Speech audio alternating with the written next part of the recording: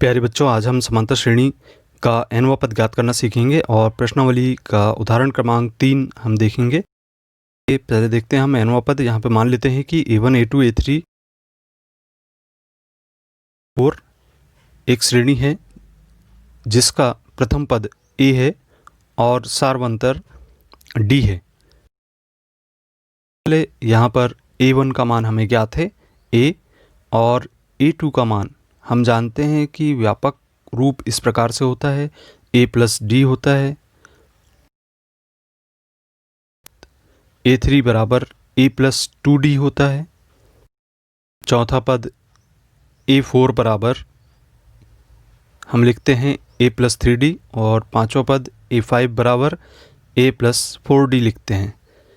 इसी प्रकार से आगे भी लिखा जा सकता है a6 बराबर a प्लस 5d। तो ये समांतर श्रेणी का एक व्यापक रूप के रूप में हम लिख लिए। अब यहाँ पर a1 बराबर a है, अर्थात इसका मतलब है a धन 1 ऋण 1 गुणित d लिखा जा सकता है और a प्लस डी को हम लिख सकते हैं 2 ऋण 1 into D.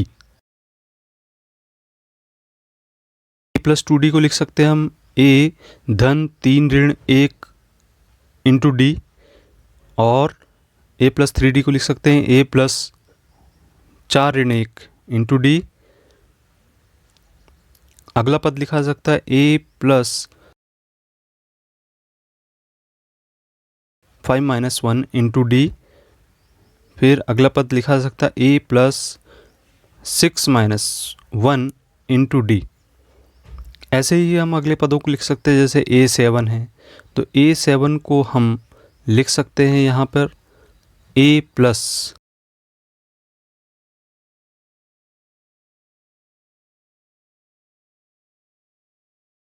7 minus 1 into D लिख सकते हैं।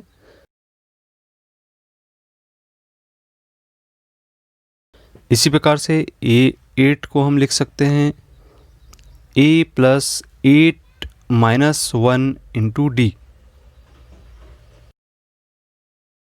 आगे के भी पद इसी प्रकार से लिखे जा सकते हैं। अब यदि हम बात करें nवें पद की तो हम यहाँ पर संख्याओं के स्थान पे n यदि रख देते हैं तब इसे हम लिख सकते हैं a plus n minus 1 into D लिख सकते हैं। तो इस प्रकार से देखा बच्चों आपने कि हम यदि समांतर श्रेणी का nवां पद ज्ञात करते हैं तो उसके लिए हमारे पास एक सूत्र मिल जाता है an बराबर a plus n minus 1 into D. तो इस सूत्र का उपयोग करते हुए हम आइए उदाहरण क्रमांक यहाँ पर 3 देखते हैं, जिसमें समांतर श्रेणी 2 7 12 10वां पद ज्ञात करना है। तो इसके लिए सबसे पहले यहाँ पे हमें ज्ञात है प्रथम पद a बराबर 2 और सार्वंतर d बराबर दूसरे पद में से पहला पद घटाने पर 7 ऋण 2 लिखेंगे, बराबर हमें 5 प्राप्त होगा तथा हमें यहाँ पे चूंकि 10वां पद ज्ञात करना है तो उसे हम n मान लेते हैं। तो n बराबर हमें 10 लिखना होगा। अब हम जानते हैं कि समांतर श्रेणी का nवां पद का सूत्र an बराबर a plus n minus 1 into D होता है।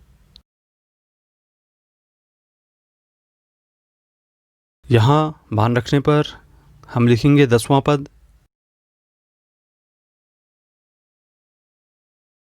बराबर a का मान 2 रखेंगे, धन 10 ऋण 1 लिखेंगे n का मान रखते हुए और गुणित 5 लिखेंगे।